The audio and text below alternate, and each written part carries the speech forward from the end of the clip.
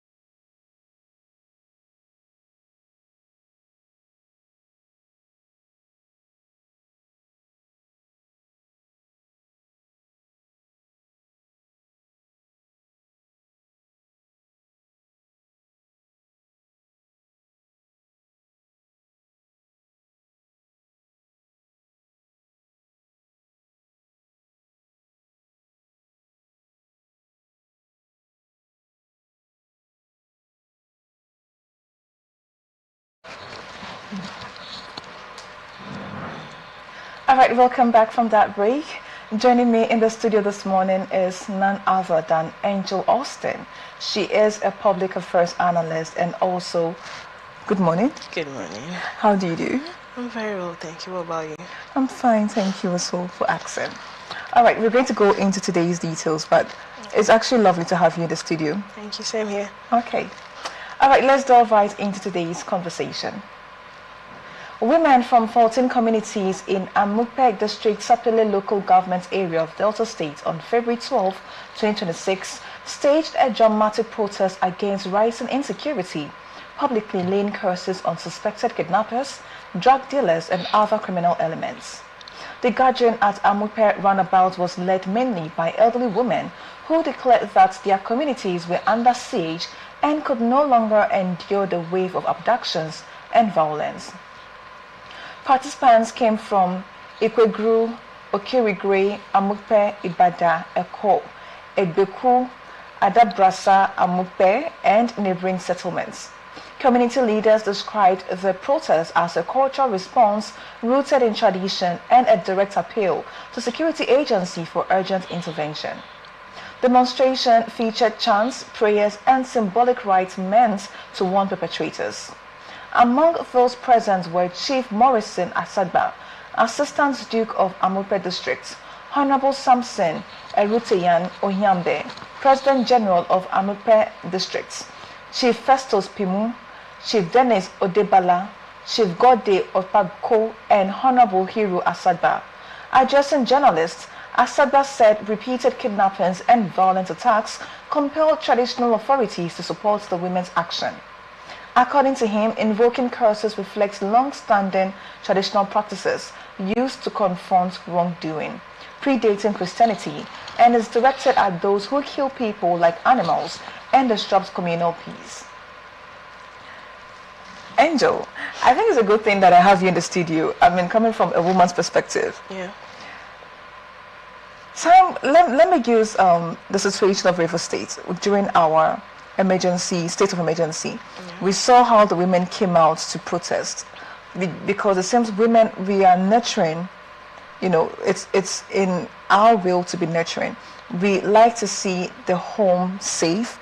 We like to see it moving the way it's supposed to. Yeah. So we just say that it's no different from the women in Delta State trying to come out and then protest the best way they know how on the insecurity that has been happening there. Because if you tell me that my family, my child is kidnapped, and then I do nothing, I'm waiting for security agencies to do the needful, and up until now they're still not doing the right thing.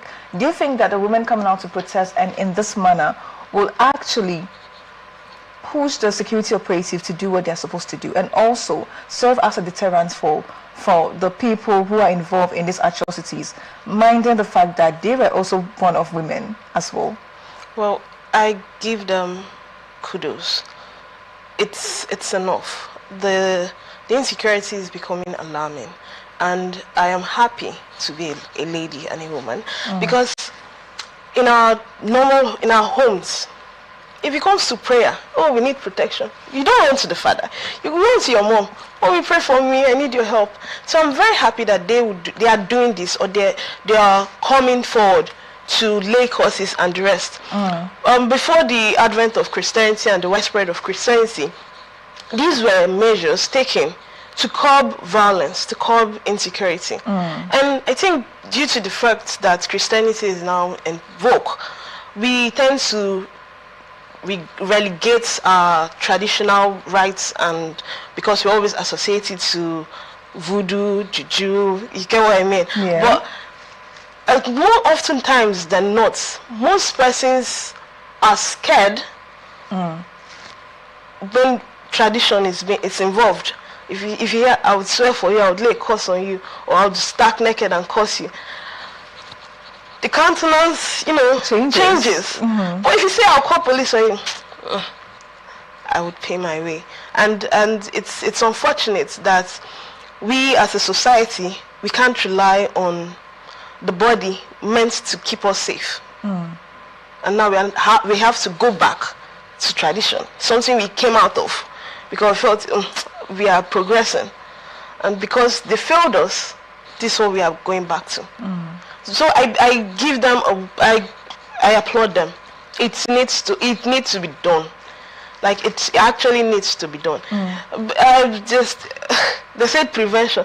If possible, there should be repercussion. If you kidnap my son, quote unquote, sorry. Something should be done to you.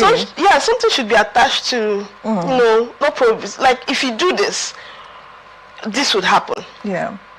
I think it would curb the insecurity, it would curb the violence, because it's something you can't go out of your house and come back. Going out and coming in now is by grace and mercy of God. I mean, so because if you notice, it's usually, or it is the elderly women that came out. It's not the young ones like us. It's the elderly women.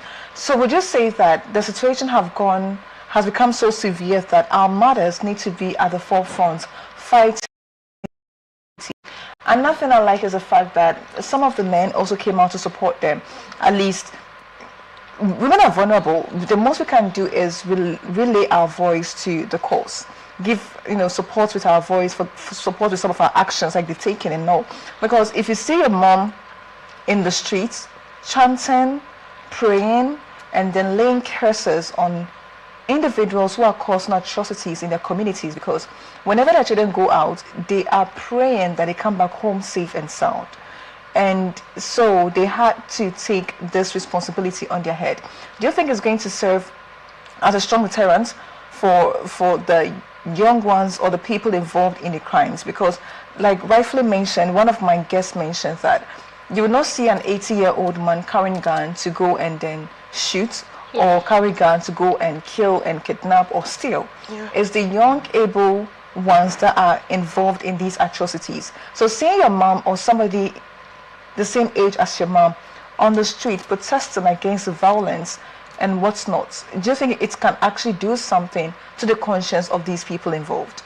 Yes, I strongly believe it can, because more often than not, if you see an elderly person, elderly lady or an elderly woman in a bus, you'd be moved to, let me help you. Mama, let me, she's not related to you, but you'll be like, mama, don't worry, I'll pay for you. That's because we know we have somebody like this at home. So seeing someone like this or women like this coming out it will touch their conscience. I believe it will touch their conscience. And then I don't also believe that women are vulnerable. No. Women are not vulnerable. We are not vulnerable. I would not say women are vulnerable.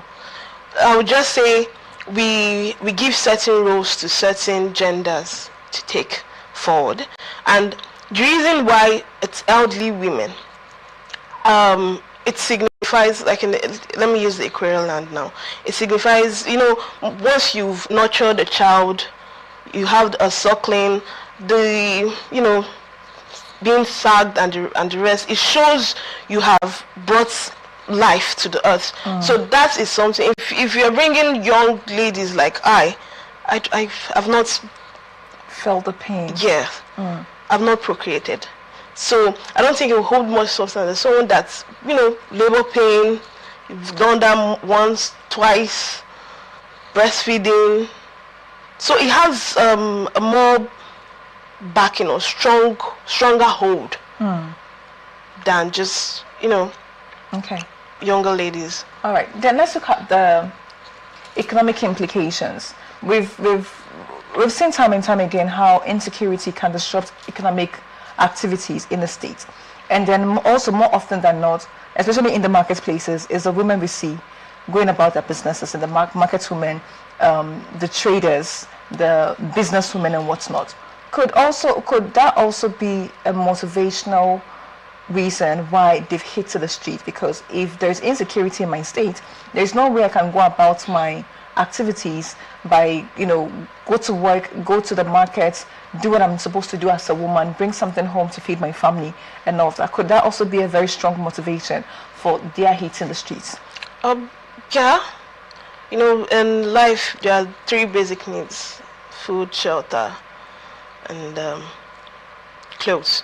So you getting a source of income and it being reduced would offend you, would trigger your heart to go out. Because if there's insecurity, there was a time in, I think, Eagle Island, where there was insecurity, killings between the Hausas and I think Akwa Ibom some years back.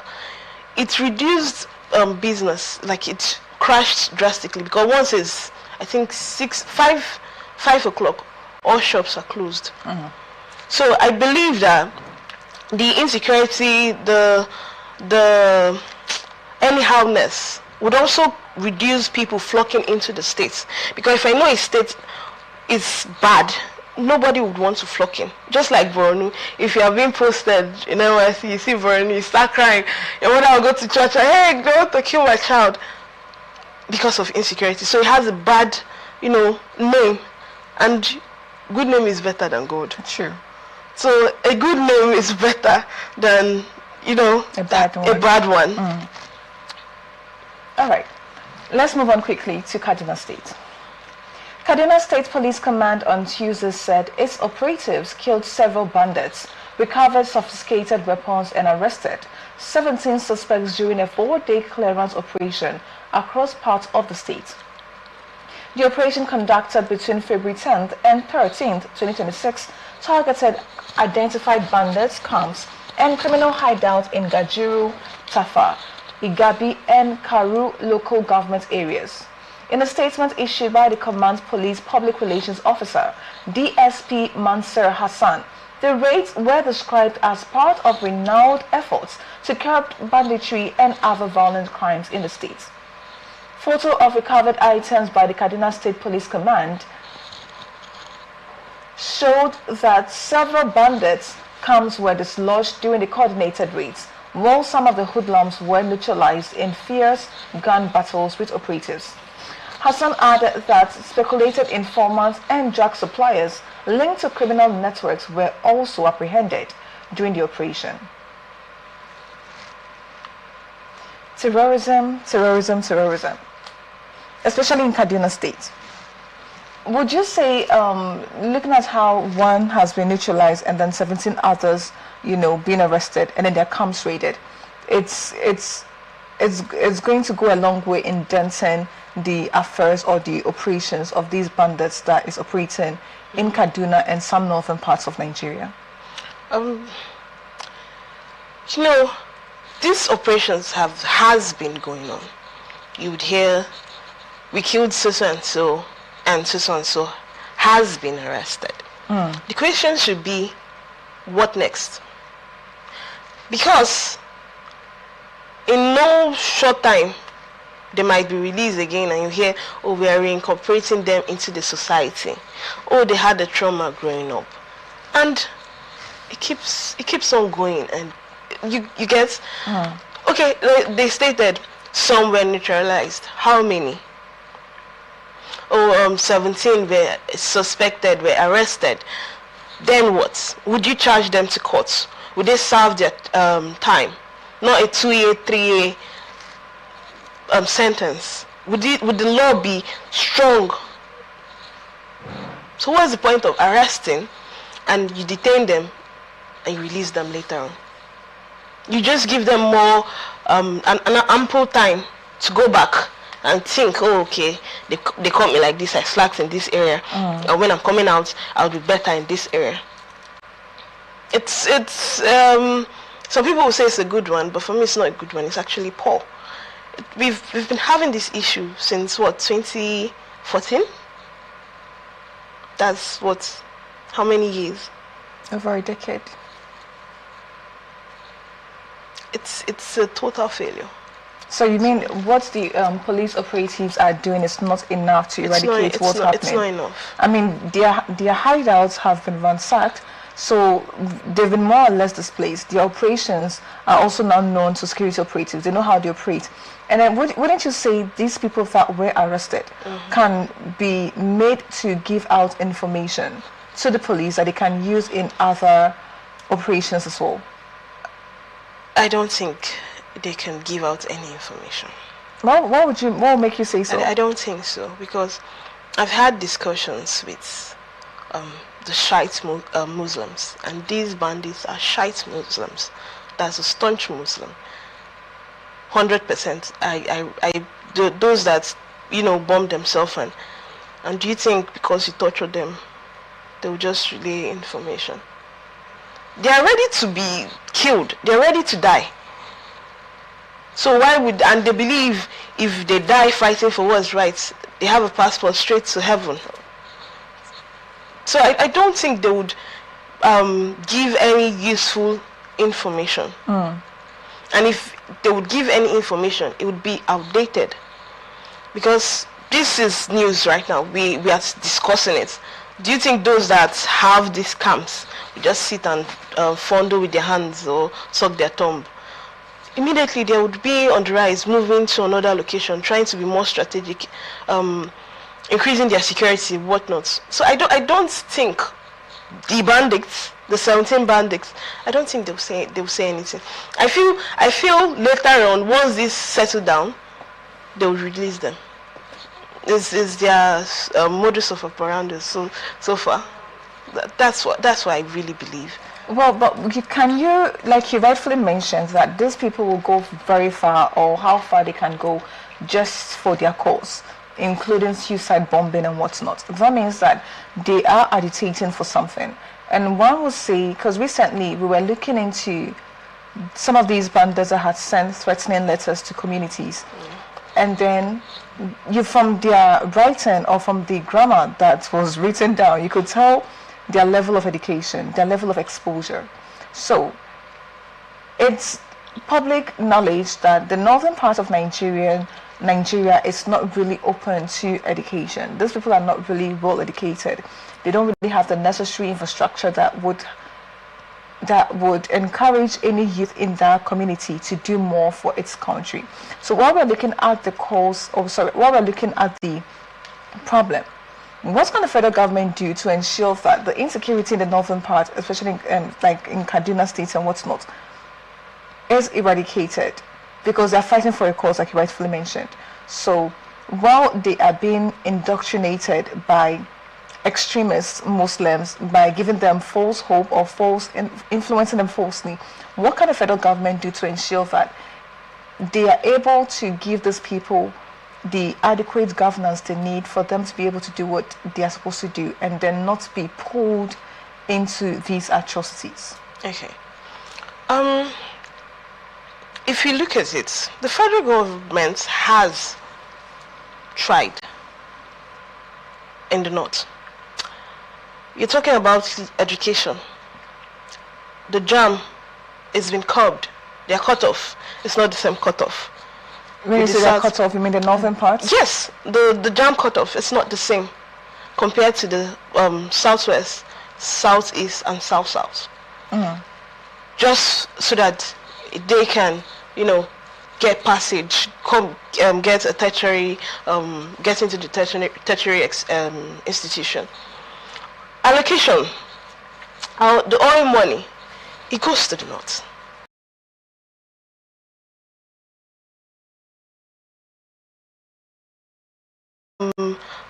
Leaders has come from the north. So I don't think there's anything, except the only thing the federal government was you just hand over the country. Okay, take. But if you say that the cutoff, when it comes to jump cutoff for them, okay, maybe that's actually a very good one. Although it's unfair to other states. But when it comes to allocation, federal allocation and whatnot, is it the fault of the people if their leaders are not doing the right thing? If the federal government is giving them more allocation, but it's not really getting to the people. If you go to the northern part, you realize that infrastructure as compared to the same southeast regions and all that is really poor and really low. Their roads, their housing, their hospital, we're talking about even some of their beliefs, child marriage and whatnot, they're not being given the same opportunities as those in the south. So would you really say that we are trying for the northern region, as you rightfully mentioned now? Yeah, I believe we are trying, We've been trying. We've been bending our rules for the Northerners. If you're talking about infrastructure, I know the Northern leaders, political leaders, tends to fulfill most of the promises compared to the South. So why haven't the South, created a bandit group to kill them? You mean the Northern leaders fulfill more of their promises than the Southern leaders? Yes, they do fulfill it, because the North, you should put into perspective their religion also about the child marriage. The religion is a factor when it comes to child marriage. But I think they brought a bill that should be reduced to age 9? Christians don't do that. I'm just saying, I don't want to put some religion into it. So you can't say it's the federal government. It's the religion. They believe 4 wives. They believe in early marriages. They don't believe in female education. But the federal government keeps reaching out. So they have tried. We should give accolades to where it's due. It's just like a child crying. There are some kids that just cry, just for no reason. They are just crying. Why are you crying? Oh, I want to put my hand in the fire. Would you let the child put it? You get what I mean? So they have tried their best, but this is their ideology, or this is what they want, and they are going head on into it. It's just like the jihad. It's just like the jihad, the Taliban. They just have a certain mindset. They've been, we would use the word brainwashed, but it's their belief. It's their belief system that this is how it's supposed to be. You see them. Okay, like I'm going to move out from Nigeria. Like in the case of UK, London, you see Muslims that came in as refugees. Oh, they are killing me in my country. They brought them to the UK, and now they want to Islamize the UK. Yes, they're asking, oh, women should not expose their hair. They should cover their hair. But would you say just because I have left my country due to insecurity, my religious belief as a person should be undermined because I'm in your country? I'm not allowed to worship the way I'm meant to worship, or follow certain traditional beliefs that I feel resonate with me as a person. It's my identity. They are not. They didn't restrict them. There is no restrictions. Their mosques are built. There is no restriction. You can worship whatever, Allah, God. Some persons are traditionalists, but you left your country because of terrorism, and you came to a country that sheltered you, and you are now being violent. The same thing you ran out from, you are now doing it. You cried, okay, you cried that, oh, I'm thirsty, I need water. You're handed water, and now the person that handed you water, you want to take their own source, their own water. Like, no, I'm not going to give you. It doesn't make sense. This is the indoctrination. This is their mindset. It's just a mindset thing. Okay. All right. Let's move on quickly to the National Assembly. The National Assembly on Tuesday approved the electronic transmission of election results but retained manual collation as a backup, triggering protests, a walkout by opposition lawmakers, and heated debates in both chambers ahead of the 2027 general elections. What should have been a routine legislative correction to the Electoral Act Amendment Bill instead degenerated into one of the most dramatic sit-ins of the 10th Assembly, exposing deep partisan fault lines ahead of the 2027 general elections. In the Senate, 15 lawmakers led by Senator Inyenaya Abaribe stood defiantly against controversial provision clause 60 subsection 3 that recognizes the manually completed form EC8A as the primary source of collation where electronic transmission fails. In the House of Representatives, the minority caucus staged a walkout, accusing Speaker Tajuddin Abbas' leadership of railroading amendments and frustrating attempts to insist on mandatory real-time electronic transmission without caveats. Why are we so adamant about the real-time transmission of results if it's not, from what it's saying, if it's not for these are political leaders to be able to have an influence on how the election go? Now we have in a situation whereby the minority and majority leaders are fighting. These people want this, the other people want this. They are saying that yes, we will allow the electronic transmission of votes, but it's not going to be mandatory. Why is it so difficult to make it mandatory, especially considering how much is being allocated for technology in the coming elections? Okay, first off, let me break down what the Clause 60 and the Electoral Act 2022 is all about. Now, it talks about the transmission, collection of results. Now, the Clause 3 deals with the electoral transmission of the results. Now, it does not state that it has to be mandatory. That's one. So even if the results and accredited voters would be transmitted, it does not stipulate it has to be real time. So as it's happening now, it's being sent now. That's one. It also doesn't say if the results varies or there's a glitch, it's going to be null and void. That it doesn't say that. So what this implies is the opposition, what they are standing for, or what they want a case where the results should be published in real time through IREV.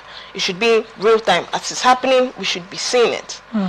And if there is a glitch or two separate voting numbers, manually and electronically, it should be cancelled.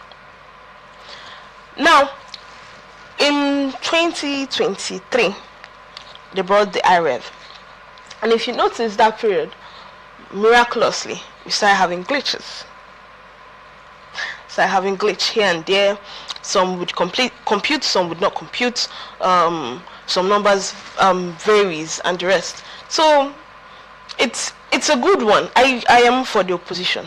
We can't do this. It's very laughable that in 2025, where the widespread of AI, where you can bring someone that is dead and they can speak and act, we are still talking about pen and paper voting.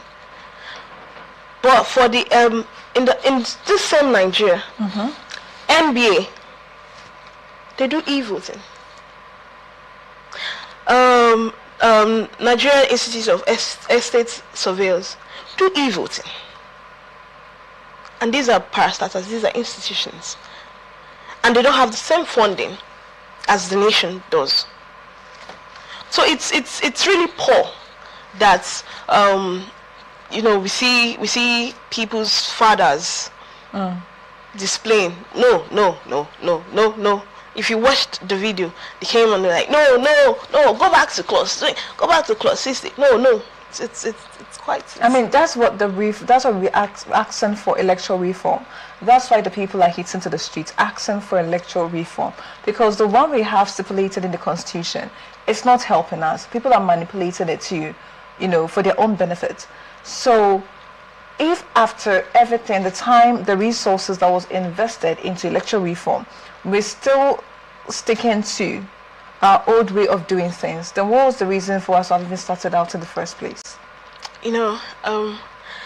There's this song, sorry, I'm digressing, where I'm just going to summarize what the song is all about. A man stole a goat and took the goat to the market.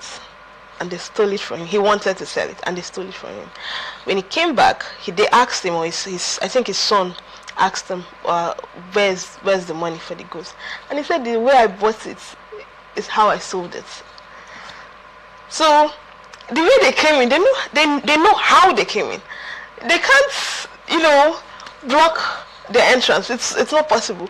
There are lots of practices, lots of violence, thuggery involved in our election. And if there's an e-transmission, most we won't see some faces in the Senate. We won't see some faces at all, because they won't be voted for. So that's why they are trying as best as they can for this not to happen. And if you notice, I think one of the clauses were like safeguard. There'll still be manual collation for safeguard, just in case. Why is that just in case? So they believe that some parts of the countries may not have network. Do you believe that network can affect our electoral process, especially if you're going to use technology to drive that? I don't believe so, because you can see the bandits, Boko Haram, they post videos deep inside the forest. They post videos. Yes. They do lives sometimes. They're bandits. And we are saying, as a nation, our telecommunications can't. Come on. Well, others are of the view that this telecommunications can be also influenced, can be manipulated into, or can be influenced into manipulating the electoral result. If we rely heavily on technology, technology can be hacked. So in a situation whereby it's hacked, or the telecommunication is complicit in electoral, what's the word for it? Is it malfunctioning of our technology? What can we say to that? Our manual collection, doesn't it get hacked? It gets hacked. Live and direct. People would call, gunshots fired, results taken. It's been hacked. So they prefer where lives might be lost than where lives would be sustained, and let's try it out. I believe it would not be as bad as a manual collation is. And that's why I feel like that clause of the manual collation being used means they would find ways in which they can, disrupt network. So it's bad, let's go back to our manual collation, sorry. So whatever they are against, it has been happening. If you're saying hacking, they hack results. You would see it. You would see group of armed men competing in different. We saw that 2023. Yeah. We saw that 2019. We saw that 2015. So what are they not seeing?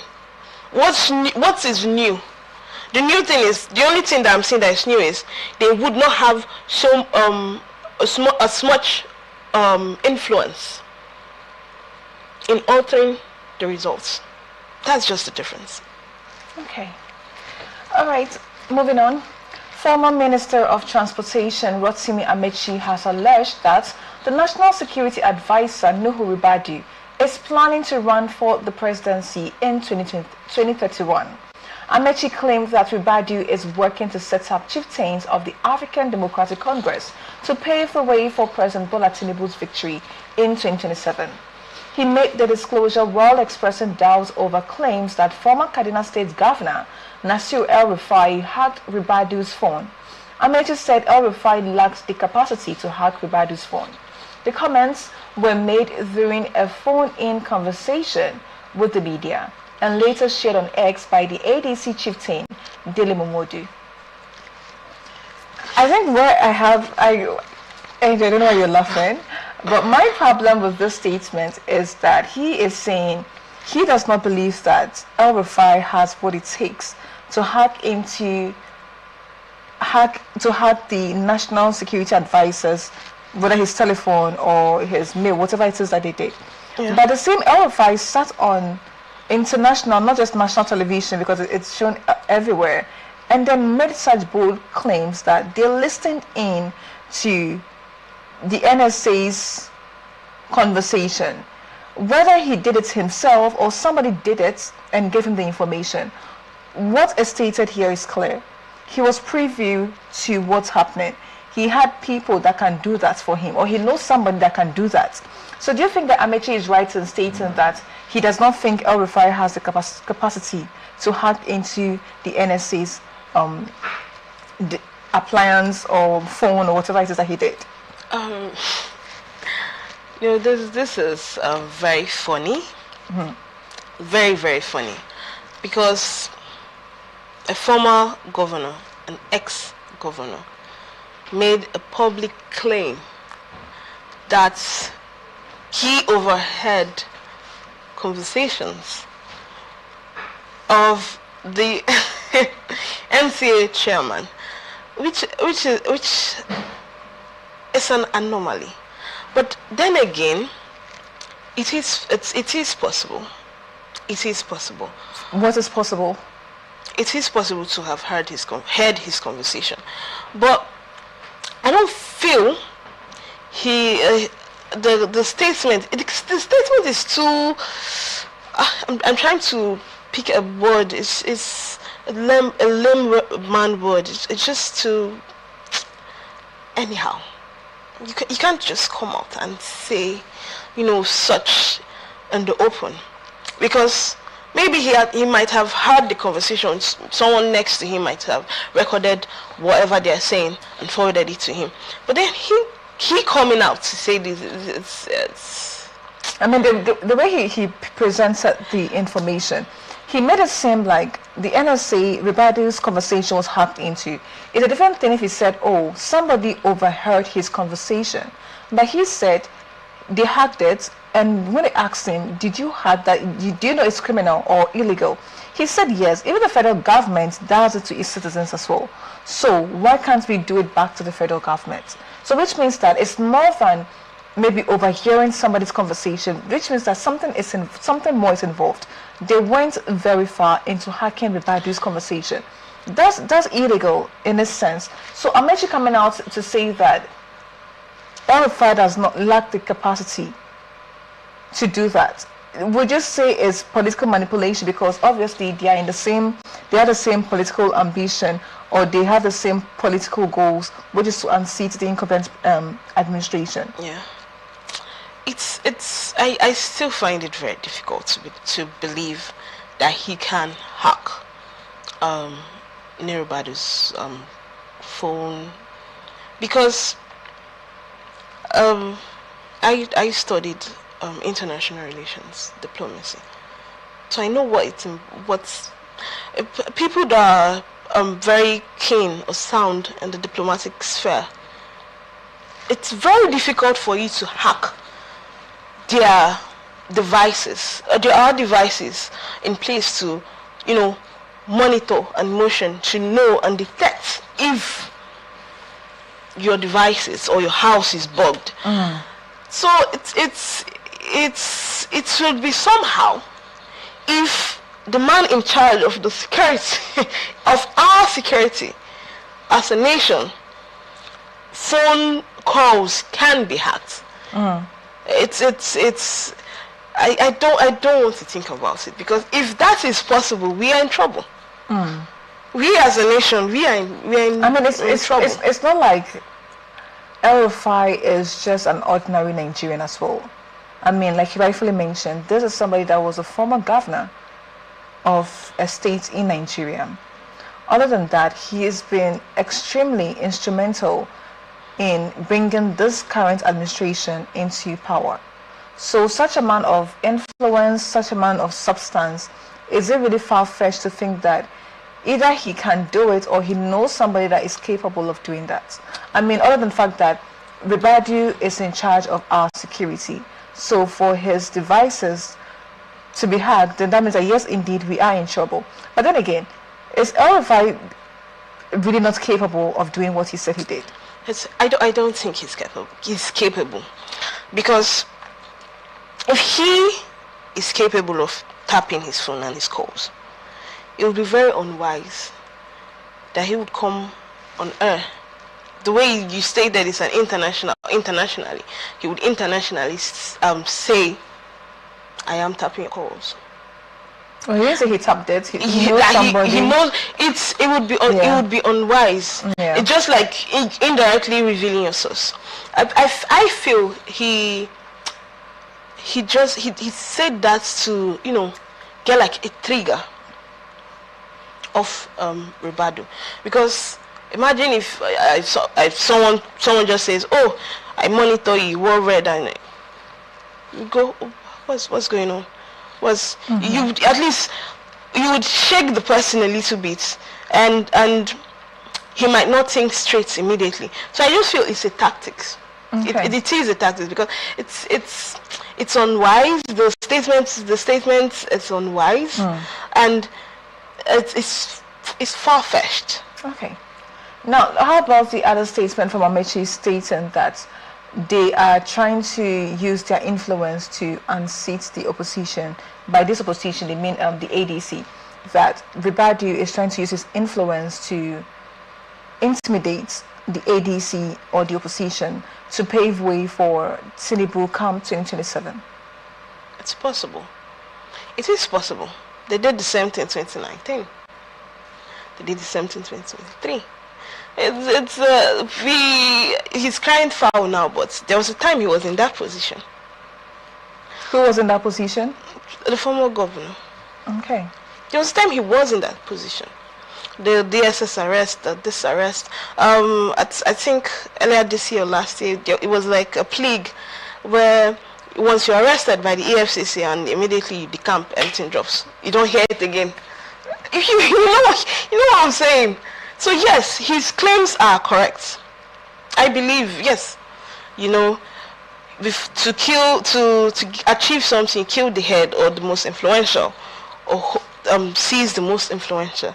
So once the head is gone, those below tends to go into different areas and sectors. All right, let's move on quickly. Former presidential candidate and political leader Mr. Peter Obi has condemned the recent tear gassing of citizens in Nigeria who were peacefully advocating for free, fair and credible elections. In a statement shared on his Facebook page on Tuesday, Obi lamented that the actions of security forces have turned those who once claimed to champion democracy into what he described as destroyers of our democracy and the worst enemies of good governance. Obi called on Nigerians to resist continued evil plans and to unite in safeguarding the nation's democratic future. He stressed the need for transparency in elections, urging the implementation of real-time mandatory electronic transmission of polling unit results to build trust in the electoral process. He concluded by appealing for divine guidance for Nigerians to work together, a better country founded on justice, good governance and credible elections. He said, a new Nigeria is possible. What I find a bit surprising is that, these protests have been ongoing for some time now, where we even saw Amechi go there, Peter Obi go there, and all the times that these influential figures were on ground, we didn't see anything like the people being maltreated or tear gassed and whatnot. This time around, the people have been tear gassed. How long will the rights of Nigerians be infringed on by government? It's a pity. That's one thing I will say. It's a pity that in 2026 we still resort to such tactics to disrupt protests. It's in our constitution. It's our constitutional right, to protest. It's not a riot. It's a peaceful protest. And what are they demanding for? They aren't asking for an arm and a leg. They're just asking for an e-transmission of results. We are the ones voting. We want the results that have been accredited and collated to be sent immediately. Let's know what we are doing. We don't want any maneuvering, and you tear gas them. It's just, you know, it's a pity, and it's also laughable because it just shows that we enjoy violence. We're all thugs, or they are thugs, because we had the answers. Same thing happened. In fact, at least this is tear gas. Back then it was bullets. And what was the claim? No such thing happened. Now when you speak of the answers, it sounds like a folktale. Something that can happen. Did it happen? No, it never happened. Okay, a little. That's how they've turned it to a drama, or, you know. So this happening, and then it's happening to the citizens that are supposed to vote. It's very sad. It's very I just can't, words can't express how I feel about the matter. There are different measures to take. Police were on ground. They aren't destroying. They didn't destroy any thing. Nothing was destroyed. Let me put that way. No infrastructure was destroyed. No attack. So why tear gas them? Are you trying to derail them? Are you trying to bring down their spirits? Same thing happened during Obasanjo period. I don't know why they always use tear gas. And most persons coming out, you don't know the underlying health challenges that they have. It could lead to something, you know, a futuristic damage. Let's say someone going there is asthmatic. It's bad. It's really bad.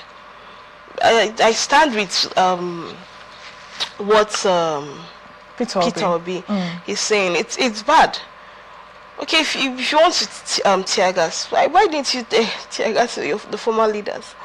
But one would also ask or say that, since this has already happened, who should be held responsible? Because the House of Assembly have come out and then chastised the police for doing that, because the people are within their rights to protest. As long as it's legal, as long as no lives were lost or they were not destroying or attacking, like you mentioned, anybody, and they were peacefully protesting. Meanwhile, we have security operatives that were supposed to ensure law and order, causing harm to the people. In this instance, in a sane climate, who would have been held responsible? You know, Nigeria is a funny country. Sometimes when you come online, you would hear comments like, "I'm sure God is laughing. If he wants to laugh, he'll just tune into Nigeria," because it's a funny country. Now, if you ask the National Assembly is saying they have no idea. If you go to the IG now, he'll be like, "Oh, he did not give that order. They just did it." If you hold this parastatal, they'll blame the other parastatal. Nobody ever takes the blame or the fault for anything. It's like they hear voices in their head. Okay, shoot the tear gas. But we know that's not how it is. If from NYC, you know that obey. They always tell you obey before complain. You just obey. So they can't just tear gas individuals. Now the National Assembly, now the reason they are saying this is they're trying to wash their hands off of it. Oh, I have no idea. I didn't do this. So then who did it? Is it the IG? Okay. And the another question is, we have politicians, right, always pushing the people to be at the front war, like on the front line of the war, to fight for their rights. And it's the same politicians who are infringing on the rights of these people. Like I rightfully pointed out, Amechi was there, Peter Obi was there. We saw some political opposition there in the beginning, supported the people. Amechi even said, look, my son is here, he's a doctor, and I brought him because in case something goes wrong, he'll be here to attend to you. Which means that he knows what the government is capable of doing, which happened now. So, if we have politicians always pushing their citizens to go and fight for them, because obviously it's fighting for their interests, is it right? What more, other than sitting in the comfort of his house and then chastising the actions of the police operatives, what more should be done? What more can Obi do to hold these individuals accountable? Because if the IG will come out and say, I did not give that order, then as the IG, what are you supposed to do if your security operatives go against an order or take matters into their own hands without your say-so? How do we hold these people accountable for the actions against its citizens? Because these are Nigerians. Nigeria is meant for Nigerians. Yeah. So if the Nigerians are asking for their rights, why should they be stopped? Why should they be hurt in the process? Why should they be fearful of their demands? Well, let me answer the last question. Why should they be hurt? The reason they hurt the tear gas and the incident is to derail people from coming. If like the news now has gone round, or they tear gas people, there's a stampede, the amount of turn-ups would reduce, the momentum would reduce because fear of your life. You would not want to die. Nigerians will be like, I can't die for anybody. So then it would be easier for them to, maneuver their way or do whatever they want.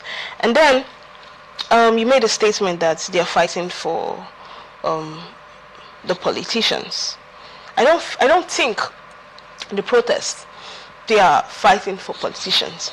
I think what they are clamoring for, they want to select their leader, someone they know is capable of bringing change, bringing infrastructural growth, economic growth, social growth. This is what they are clamoring for. Because if you look at it, who suffers more are the citizens. Like it's earlier stated, when Amechi and Peter Obi were there was no tear gas. They came and they went back to their house with their convoys in their AC house. You get what I mean? Cool, comfort. And then we are the citizens. We are tear gassed. We are going back to our house, our cubicle, our drawing room. No lights, bad road. So this is what's propelling us. It's not a politician. No. We want a change. It's just like the apartheid movement. They wanted a change. They were fighting for a change. They were fighting for a revolution. That's what it is. So the IG would, as I'm sure he would come out very soon. I have no idea of what's going on. And Peter Obi does not have the power or capacity to, make any effect. But he can put pressure. We have been putting pressure. The citizens have been putting pressure. And what I fear that this continuous tear gassing, there's a point you would push a person, you keep pushing and pushing, and at some point they will retaliate. And I fear, might I say, that if time is not taken, we will start having our arms. We are citizens. And they might start this guerrilla warfare. And if you know how guerrilla warfare, it's never a one-on-one combat. So a guerrilla warfare, when you're sleeping, we ambush you. So let's say someone is sleeping in his house or whatever. I don't want to give ideas. I'm trying to. You burn down the structure. You burn down where they're staying. It happened in Ghana, where they put all the lawmakers and they brought down the assembly. I don't want such case because they are still people's parents. They are still people benefactors, But if they keep pushing and pushing and pushing, at some point it will turn violent. And then when it turns violent, what would be the outcome? it would not be something nice. Okay. And already we are seen as a disgraced nation, quote unquote, as like Trump's called it, or called our nation a disgraced nation. We are supposed to be the giants of Africa, and these are the ploys and tactics we are employing. It's laughable. And quite unfortunate. Well, this is where we wrap it up on this episode of Blowout. Angel, thank you so much for coming to the studio. Thank you so much. It was a pleasure having this conversation with you. Same here. We are open for advert placements, bookings, and commercials. You can connect with us on all our ATN socials, Facebook and YouTube at Atlantic Television Network, Instagram and TikTok at Atlantic TV Network 1, on X at Atlantic TV Net. Watch us live on our website www.atlanticnetwork.tv. Remember, peace and unity are the pathways to progress. Open conversation comes up shortly. Please don't go away. Thank you for watching. I am Antonia Asabil.